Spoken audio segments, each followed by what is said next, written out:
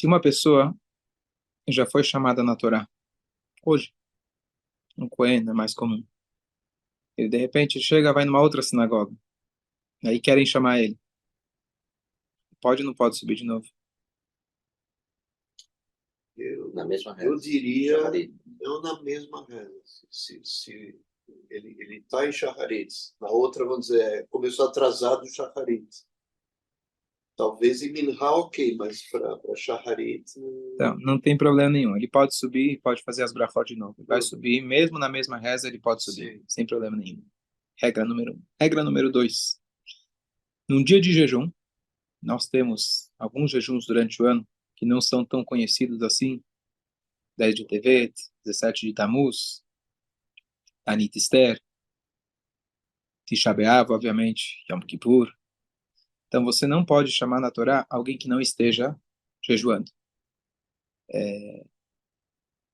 Quando a gente está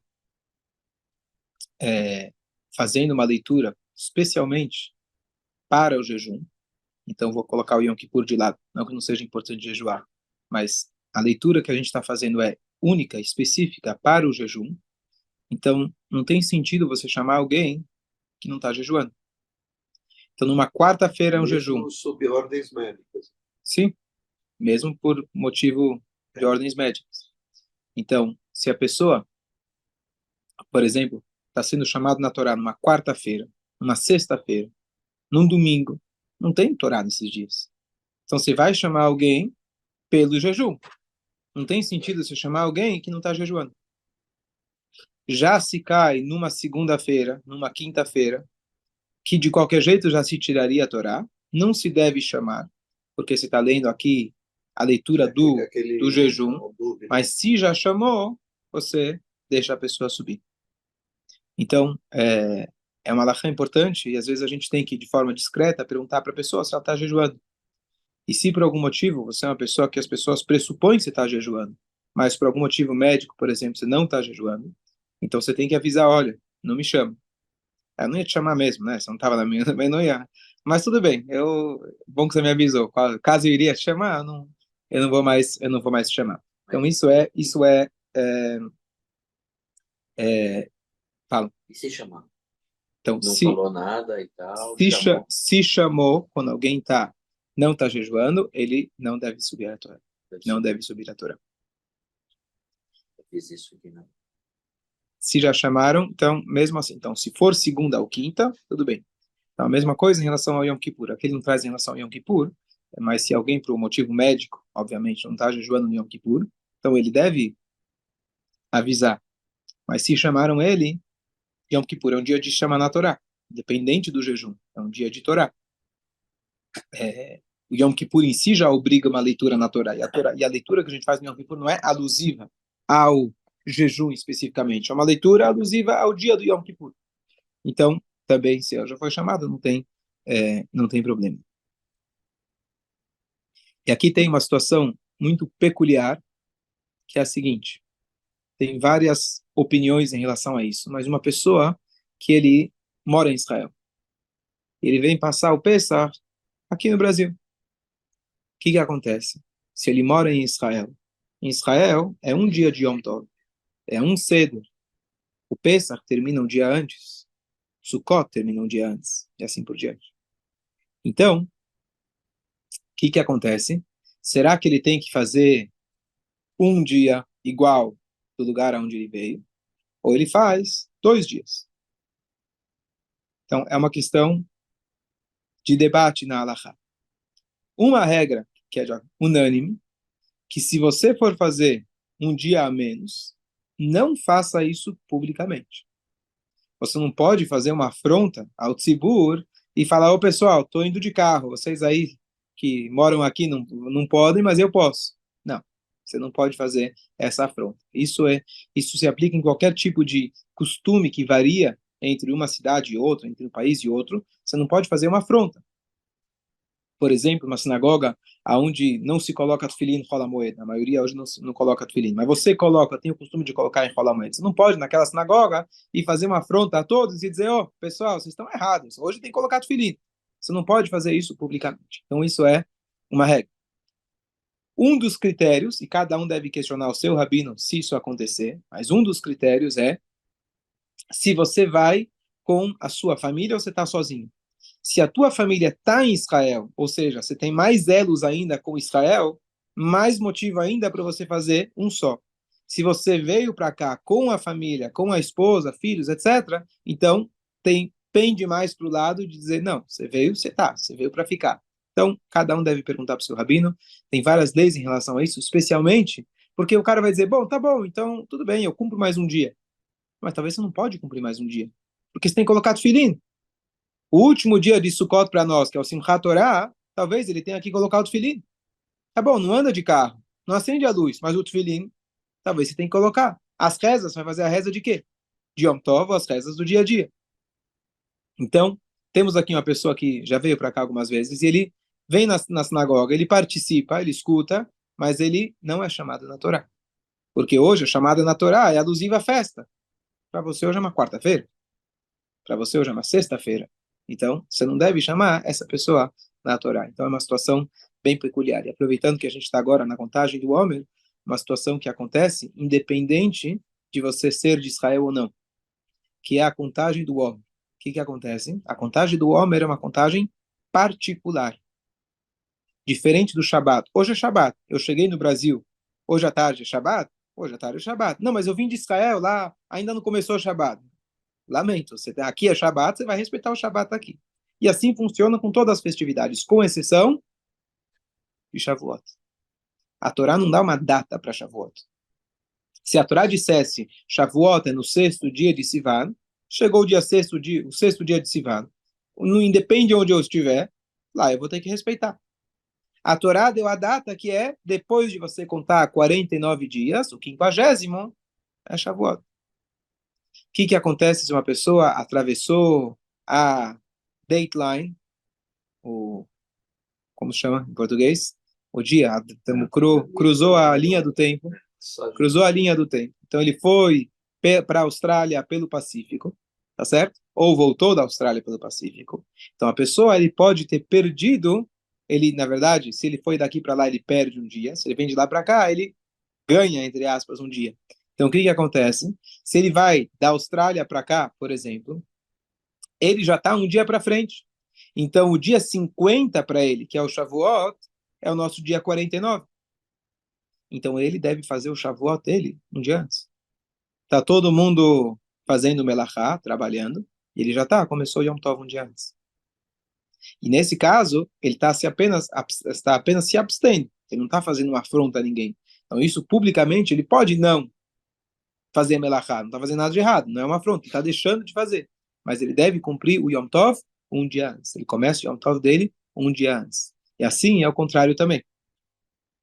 Se ele vai para a Austrália, ele, na verdade, está todo mundo já contando 50, ele está ainda no 49. E o que acontece? Então, todo mundo começou o Yom Tov dele vai terminar um dia depois. Só que isso é uma questão halakha extremamente complexa. E é um tema que, anos atrás, não se falava. Não tinha essa situação de você pegar um avião e atravessar a linha do tempo. E entra na questão como você define o tempo, como você define o dia, como você define a noite, assim por diante. Então, o ideal é a pessoa, durante Sfirat HaOmer, não cruzar a linha do tempo. Para não entrar nessa questão, é uma questão complexa na Halakha. Eu estudei um ano na Austrália, e justamente Pesach é época de férias. Te liberam para você ir para casa. Tudo bem, na ida, tudo bem. Na volta, eu ia voltar depois do Pesach, que já é Sfirat HaOmer. Ia ficar lá direto até Shavuot e em diante. Então, o que eu fiz? Eu fui pela África do Sul. Na verdade, você dá a volta pelo outro lado.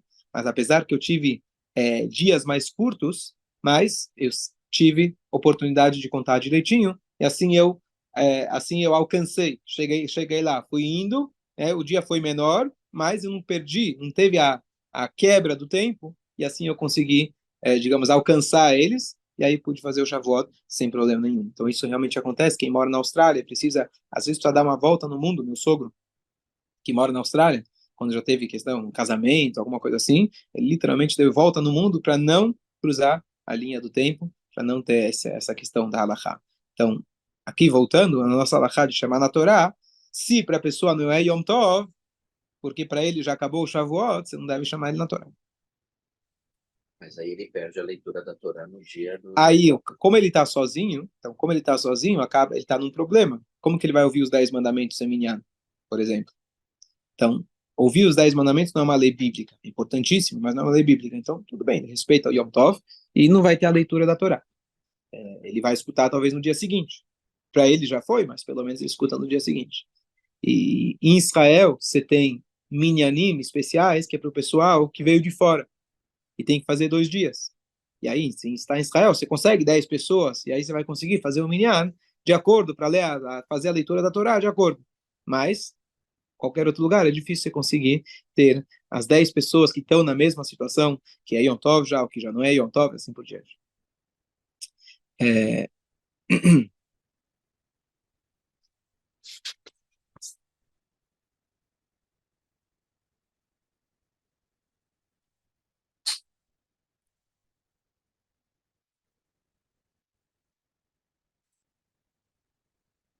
Depois da leitura da Torá, deve-se fazer um meio Kadish, como se fosse uma conclusão. O Kadish, ele funciona, às vezes, como se fosse uma parada. Por exemplo, quando você vai começar a reza, Kadish. Quando você termina a primeira sessão da reza, que é o Psukei de Zimra, os cânticos de louvor, vai entrar nas bênçãos do Shema, você faz um Kadish. Você concluiu a Amidah, ou às vezes até um pouco depois da Amidah, que ainda está ligado com a Amidah, faz um Kadish. Então, o Kadish ele serve como uma pausa. Então, você terminou a leitura da Torá, você faz esse meio Kadish. Na maioria das vezes, tem exceções, Minchá de tarde, e Shabbat não faz, mas de maneira geral, se faz esse meio Kadish. Se faz o meio Kadish. Quem faz o meio Kadish, geralmente é o próprio Baal Koré, assim como o Hazan, por exemplo, que faz o Kadish. Mas, se tem alguém que está no dia de Yurtzeit, ou ele está no ano do Kadish, você pode dar para ele esse privilégio e ele ganha, digamos assim, mais uma oportunidade de fazer um Kadish, pensando também na alma do falecido. E aí vem um momento que a gente aproveita e a gente abençoa as pessoas, e a gente abençoa e a gente pede também Refuah Shlema. Então, aqui alguns pontos importantes. Em geral, no Shabat, é proibido você falar sobre qualquer assunto monetário. Sobre Tzedakah, você é permitido falar. Então, não tem nada de errado quando você vai na Torá e fala, eu vou dar X Chai para a sinagoga, porque você está fazendo uma Tzedakah. Fazer Tzedakah, você não tem, pelo contrário, uma mitzvah. Outro detalhe importante, que quando a gente faz esse enxumeira, a gente fala blineder, que ele vai dar blineder tzedakah, sem promessa, que a gente não quer comprometer ninguém, para Deus nos livre, se ele esqueceu, acabou não podendo dar, que ele está infringindo uma promessa, que é uma lei bíblica, de você não fazer de suas palavras algo profano. Depois disso, depende da sinagoga, depende do dia, você faz uma bênção para aquele que sobe na Torá, e às vezes você pode também fazer uma bênção para todos os familiares. Então, eu tento fazer isso o mais rápido possível para não deixar o tzibur esperando, mas você pode aproveitar esse momento que a gente falou, que subir a Torá é uma subida, uma elevação espiritual, então você pode aproveitar e ganhar uma brachá para sua família. Mas depois que a gente conclui tudo, a gente aproveita e faz um misheberach para os kolim. A gente costuma fazer separado os homens e as mulheres, porque o texto é um pouco diferente. O texto é diferente por uma questão de...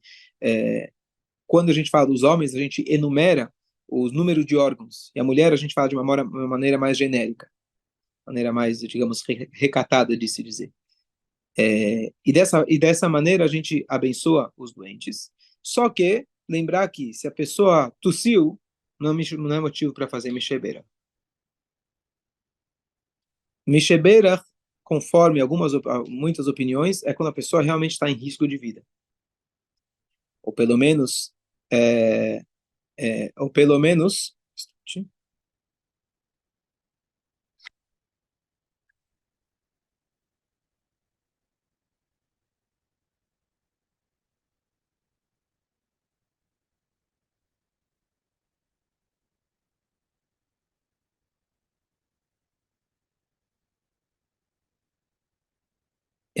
onde eu estava? Ou pelo menos... ou pelo menos uma situação, pelo menos de safek, digamos assim, safek, dúvida, talvez ele está no perigo, etc. A pessoa vai passar até uma cirurgia, a pessoa vai tomar anestesia geral, etc. Então, é um motivo para mexebeira. Mas, não é se a pessoa teve um resfriado, já faz Mishebeira. Por quê? Porque quando você faz o Mishebeira, você vai falar rolê. Rolê significa doente. Você quer colocar ele nessa categoria de doente? Então, se ele está, tudo bem. Então, você pede para Deus dar e forte tema para ele. Mas se ele não está, você pode pedir uma brachá genérica, mas não coloca ele junto com a lista daqueles que Deus nos livre e estão numa situação mais grave. Então, tem que ter esse critério. Muita gente acaba pedindo sem essa necessidade. Então, eu gosto de esclarecer isso. Depois, então, desse Mishebeach, a gente faz para os doentes, etc. Nessa brachá, a gente abençoa também cola kala kadosh hazeh, quer dizer, então, se você está lá sentado falando, tá abençoando a família do cara, ele não precisa mais de brachá, o cara já, não estou preocupado com ele, não é a maneira correta de pensar, mas saiba que nessa brachá estão falando de você também, que a gente fala de cola kala kadosh hazeh, para toda a congregação sagrada que está aqui presente. Então, você está incluso nessa brachá, presta atenção, fala o amém. Não vai fazer mal você falar um amém de uma brachá. Qualquer brachá é sempre bem-vinda, então a gente deve prestar atenção e falar amém. Especialmente para os rolim, aqueles que precisam de uma refash lemar, como realmente é importante. Depois disso, a gente chama uma pessoa para levantar a Torá e outra pessoa para, como a gente chama de enrolar ou vestir a Torá.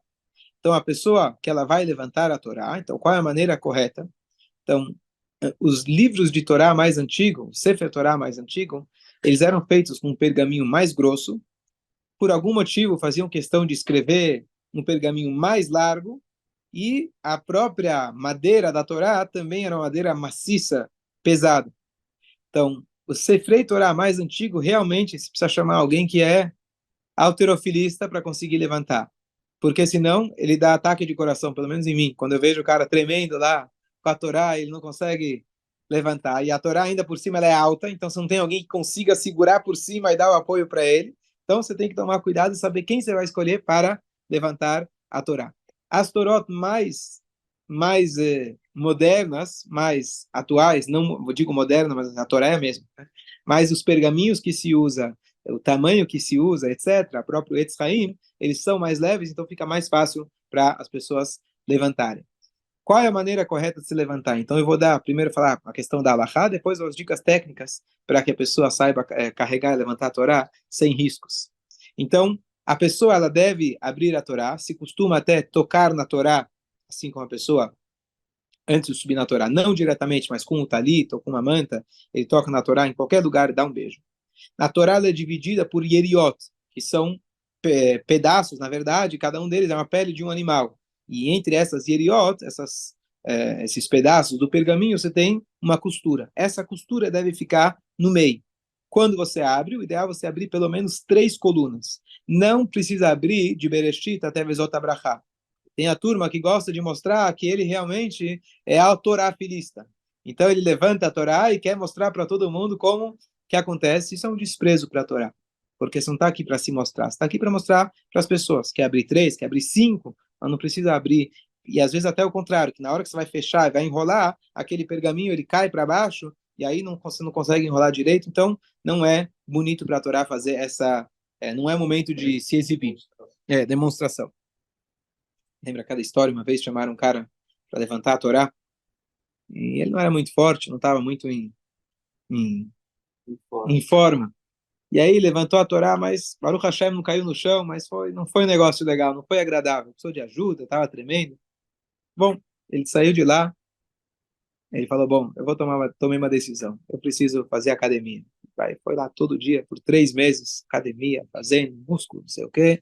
Até que um dia, Yamod, chamaram ele. Dá aquela respiração, né? Como se fosse que vai levantar dá um beijo na Torá, e ele lá abre 10 amudim, mostra para todo mundo, escolha. Quando ele coloca para fechar a Torá, o Gabai vira e fala para ele, eu chamei você na Torá, não chamei você para levantar. Então, depois que a pessoa, então, ele beijou a Torá, e aí, então, ele vai levantar a Torá, o correto é que todas as pessoas, 360 graus, todo mundo possa ver a Torá. E como fazer com que as pessoas vejam, tem formas diferentes. Por exemplo, os faradim, eles dão 3 voltas com a Torá para todo mundo ver, e esse é o costume deles. Mas o importante é que todos vejam. Então, o que ele fala aqui é que primeiro você mostra para as pessoas que estão do seu lado direito, e depois você mostra para as pessoas que estão do teu lado esquerdo. Então, você vira primeiro para a direita, depois para a esquerda. Mas quando você vira, você tem que girar 180, volta, depois mais 180, para que toda circunferência, todo mundo possa ver a Torá. É adequado, é um bom costume, se você consegue olhar e ler a letra da Torá e ainda encontrar uma letra que é a primeira letra do teu nome. Não precisa fazer disso um grande negócio, não precisa atravessar a sinagoga lá do outro lado para ir e ver e fazer isso, mas se você está perto, consegue ver, você tem esse costume de olhar para a Torá nesse momento e procurar a letra do seu nome. Quem tem uma boa visão e quem está perto o suficiente para conseguir achar rapidamente nesses segundos que tem. Só para entender, né? Então, levantou a Torá, se o pessoal da direita tem que ver primeiro, você vira para a esquerda. Você vira, boa, perfeito, Você vira exatamente, esquerda, exatamente. Você depois... mostra primeiro para quem está da tua direita, então você vira para a esquerda, bem, bem falado, e o contrário depois. Boa. Pela esquerda. Você pode fazer a volta inteira. Às vezes o cara está tão concentrado, não consegue segurar a Torá, então fala, já dá a volta de uma vez. Mas esse é um dos costumes, pelo menos, é você fazer 180 e 180. Quando ele levanta, e as pessoas falam, Vezot, a Torá, Shersá, Moshe, tem o trecho que a gente fala nesse momento. E aí a gente enrola a Torá. Como se enrola a Torá? Então, aqui na nossa sinagoga, a pessoa senta com a Torá aberta, e aí, com a ajuda do goleiro, ele fecha a Torá. E tem sinagogas que eles apoiam primeiro na Bimá, fecham, depois depois eles sentam. Na hora que ele vai fechar a Torá, deixar aquela costura no meio. Qual costura? Porque às vezes a leitura está entre duas costuras, então você coloca perto da costura que estiver mais próxima, mesmo se for um pouquinho para trás. Então, quando a pessoa for abrir na próxima vez para ler a Torá, a gente precisa procurar ver se está um pouquinho para frente ou um pouco para trás. E agora só o detalhe técnico de como levantar a Torá é muito importante. Primeira coisa, quando você vai segurar o amud da Torá, você vai segurar o Etz Haim, desculpa, da Torá, você vai segurar a madeira. Então, você deve segurar elas, colocar a tua mão até o final, para dar apoio àquela rodinha que tem embaixo da Torá, você vai estar apoiando sua mão lá. Porque essa parte aqui, o pulso, não tem músculo. É muito pouco músculo que tem. A pessoa acha que vai conseguir fazer assim de uma vez, então primeiro ele precisa dar o apoio. Então ele segura o mais para frente possível, tocando já nas argolas, naquelas rodinhas que tem embaixo da Torá. Segunda coisa, você deixa aberto e esticado, não demais. Mais ou menos abertura um pouco mais que o teu corpo. E aí, para você levantar, se é uma Torá leve, você é forte, então você levanta de vez. Mas o que você pode fazer é puxar a Torá para trás, até a metade mais ou menos. Dobra o seu joelho, e aí a Torá, se já com a força, você empurra ela para baixo com a ajuda da gravidade, uma alavanca, e aí a Torá já está de pé. E aí você consegue virar com mais facilidade. A turma é um pouco insistente em fazer do jeito delas, e não querem. E aí chega na hora de levantar, não vai. Especialmente quando a Torá está mais para um lado ou quase para o outro. No começo da Torá. Um pouquinho antes ou um pouquinho depois de Simchat Torá. Exatamente. Então, quando, por exemplo, você tem a Torá está no final, então todo o peso está do lado esquerdo. Então é melhor você chamar um canhoto. Se a Torá está no começo, a maioria das pessoas são dessas, fica um pouco mais fácil. Mas quando está no meio, é sempre mais tranquilo para se levantar. Então essas são as dicas práticas para levantar a Torá. Você levantou, senta direto ou põe o centro? Por isso eu falei, tem costumes diferentes. Costume Chabad é você apoiar na bimá, fechar e depois você fecha. Depois você enrola. O costume aqui da sinagoga, o costume Sefard, é você sentar com ela aberta e com a ajuda do goleiro que se fecha a Torá. Se a costura não conseguir ficar no meio... É um cavalo para a Torá. E qual que é a ideia da costura estar no meio? Se rasga shalom, que é muito difícil de acontecer, se rasgar, teoricamente, essa é uma parte que segura melhor. Apesar de que o pergaminho é impossível você rasgar. O próprio pergaminho, você vai pegar com a mão, Quer dizer, você não vai conseguir rasgar. Não é uma coisa assim que tem que ser absoluta. Está escrito na Alahá, deve sim. Está escrito na Alahá. Mitzvah liglo lotosh e atefer baemsa. Essa assim é a mitzvah. O correto é que realmente esteja no meio. Ok, então estou devendo aqui a resposta em relação aos costumes diferentes de lado direito ou lado esquerdo primeiro, mas o mais importante, como eu falei, é de se que todos vejam a Torá.